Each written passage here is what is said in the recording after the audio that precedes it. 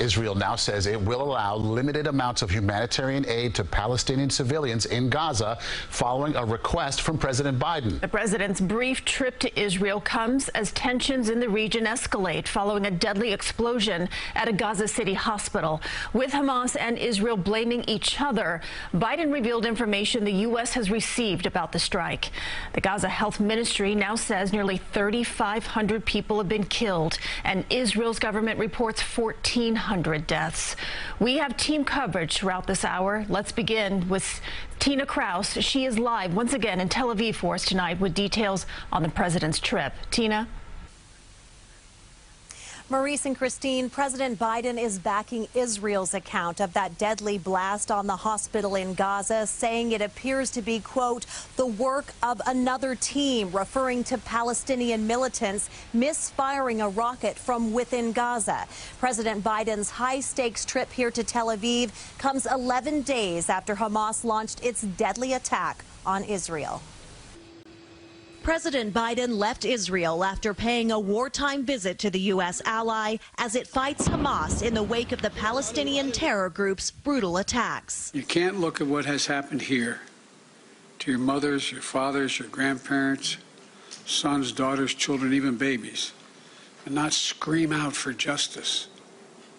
Justice must be done. The president's trip was complicated by a massive explosion Tuesday at a Gaza hospital. Hamas blames an Israeli airstrike, but Israel strongly denies it, releasing videos and other information it claims shows it wasn't behind the deadly blast. Based on the information we've seen to date, it appears the result of an errant rocket fired by a terrorist group in Gaza. The hospital blast has further escalated tensions in the region. In Beirut, Lebanese security forces used tear gas and a water cannon on protesters near the U.S. Embassy. America is the devil, the real devil, because he supported Israel. During his remarks, President Biden said he would ask Congress for an unprecedented support package for Israel's defense. He also announced $100 million in new U.S. funding for humanitarian assistance in both Gaza and the West Bank. The vast majority of Palestinians are not Hamas.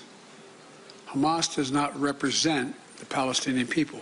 Family members of Israelis kidnapped by Hamas made a plea to President Biden to help get their loved ones back. My 3 grandchildren and my daughter-in-law are in Gaza. I want them back now. The president said he has no higher priority than the hostages' safe return. Tensions remain high here in the region. In Tel Aviv, we have been hearing air raid sirens tonight.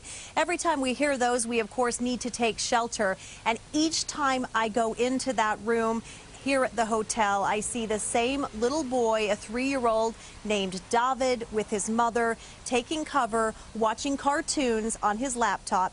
His mom telling me that is the only way she can keep him calm so he's not scared while this war unfolds around him. Maurice, Christine. An image that tells it all. Okay, thank you so much there, Tina Kraus in Tel Aviv tonight.